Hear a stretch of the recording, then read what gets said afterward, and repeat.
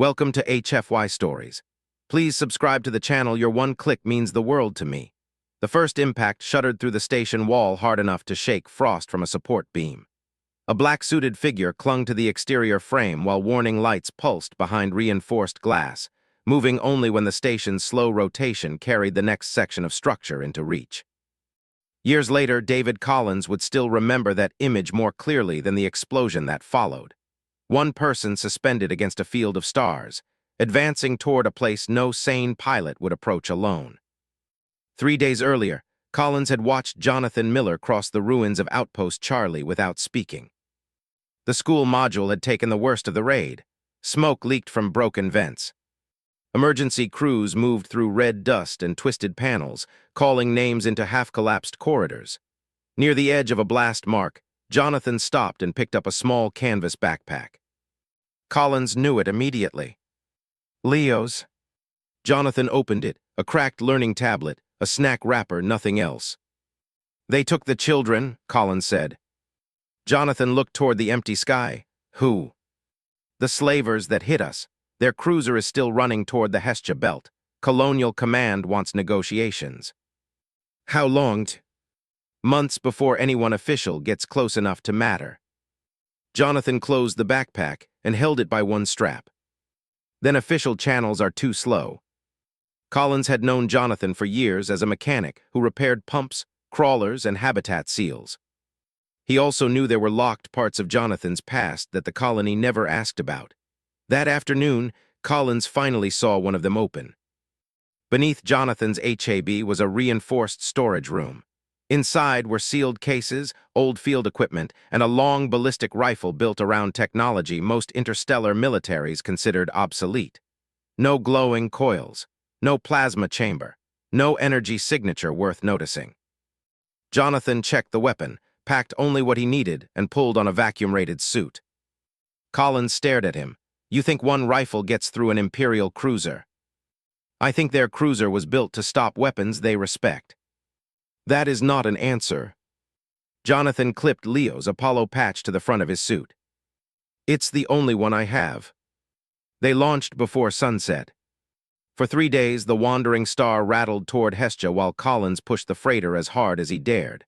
Jonathan barely spoke. He studied station schematics, relative motion, and the cruiser's likely docking position. He slept in short bursts with Leo's backpack strapped beside him.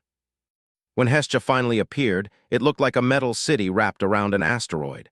The alien cruiser rested against its main dock, sleek and dark, its defensive field still active. Collins pointed at the tactical display. "We go closer, they see us." Jonathan studied an iron-rich asteroid drifting beyond the station. "Put us behind that." Minutes later, the freighter went dark. Jonathan entered the airlock. Collins caught his arm before the outer door opened. "That gap is enormous."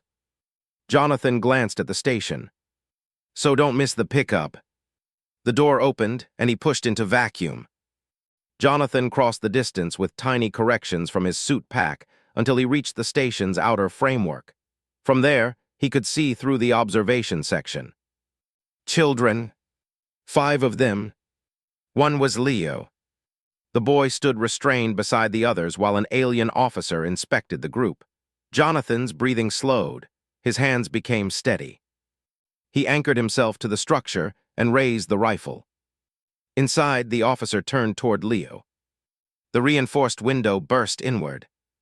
The alien officer fell before anyone understood what had happened. Warning lights ignited across the room. Guards spun toward doors and consoles, searching for an attacker their systems had never detected. Jonathan moved before they could recover. He crossed the gap to the damaged observation section and entered through the breach. Emergency doors were already trying to seal the compartment. 2 guards rushed the room. Jonathan forced one away from his line of fire, disabled the second, and drove the first back behind the closing barrier. Then he turned. Leo stared at the black helmet, terrified. Jonathan tapped the Apollo patch on his chest.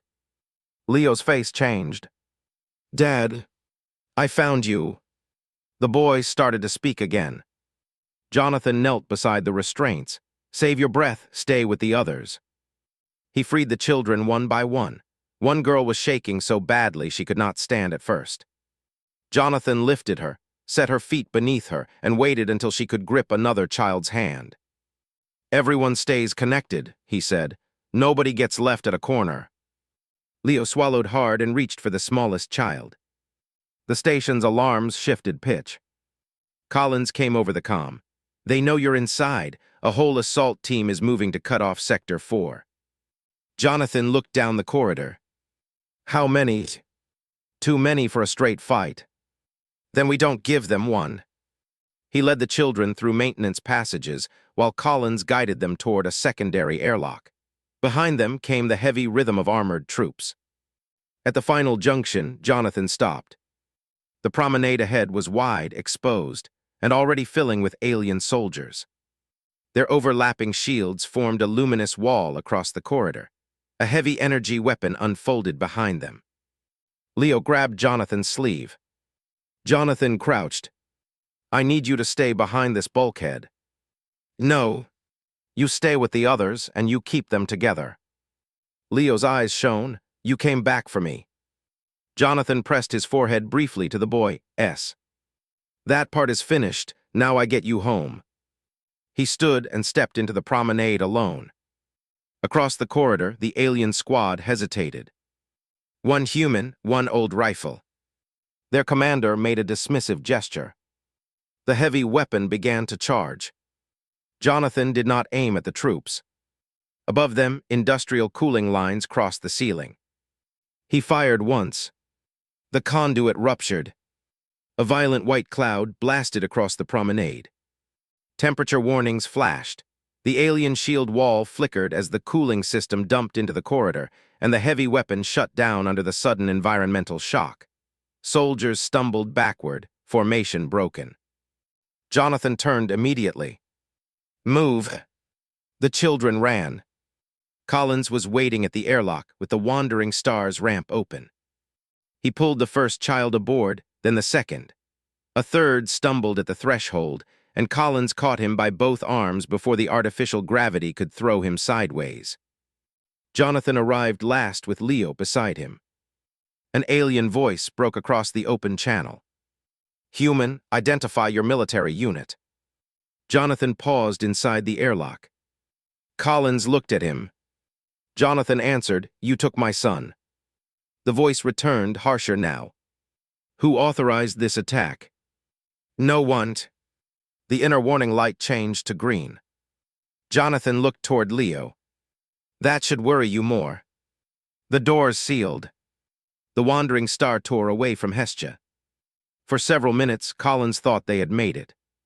Then the alien cruiser detached from the station. It came after them fast. "They have us," Collins said. "If they fire, we're done." Jonathan watched the tactical display. "They won't fire yet."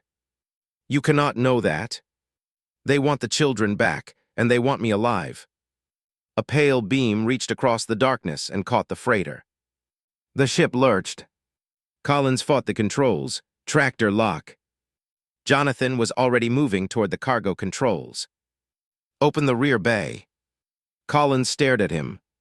"While they're pulling us backward." "Yes." The cargo doors opened. Heavy industrial scrap drifted out behind the freighter, dense cylinders mining waste and equipment Jonathan had loaded before departure. To the cruiser's sensors, it was harmless debris. No explosive signature, no energy spike, nothing worth reacting to. The alien ship continued pulling. Collins looked from the rear camera to Jonathan. "You planned this before we left." "I planned to need options." The cruiser closed the distance. The debris field disappeared beneath its forward arc. Then the alien shields flashed. Once, twice. The third impact collapsed the defensive glow completely. More heavy debris struck the cruiser's outer structure at the combined speed of both vessels. Panels tore loose. The tractor beam vanished. The pursuing ship veered sharply, systems failing across its hull. A bright internal flare spread through the damaged section. For half a second, Collins saw the cruiser's bridge lights still burning through the haze. Then they vanished behind a rolling field of wreckage. He threw the freighter forward. Behind them, the cruiser broke apart into drifting fragments and fading light. For the first time since Outpost Charlie, Jonathan sat down. Collins stared at the ruined warship on the rear display. They had shields, advanced drives, half a fleet's worth of weapons. Jonathan unfastened his helmet, and they kept assuming danger had to announce itself. Leo appeared in the cockpit doorway, wrapped in a thermal blanket. Jonathan stood immediately. The boy crossed the space between them and held on. No speeches followed. By the time the wandering star returned to Kepler 452b, word of the rescue had spread through the colony. Workers gathered near the landing pad. Parents ran forward before the ramp had fully lowered. Jonathan came down with Leo beside him. The other children followed, each finding a family in the crowd. Colonial officials tried to approach. Jonathan walked past them. He returned to the HAB and put Leo to bed. Much later, Collins found him in the underground storage room. The old rifle lay inside its case. Jonathan lowered the lid but left the locks open. Collins leaned against the doorway. "You think they'll come back?" Jonathan looked toward the ceiling, where faint footsteps crossed the living quarters above. "I think they'll remember where they found resistance." He switched off the storage room light. Upstairs, Leo had fallen asleep on the couch instead of his bed. The Apollo patch Jonathan had worn at Hestia now rested on the table beside a cup of cold water. Jonathan picked up a blanket and covered his son. Outside the window, reconstruction lights moved slowly across the damaged colony. A loader carried a new wall panel toward the school while two workers guided it into place. On the table, the little patch caught one pale reflection, then another, each one fading as the repair crews passed.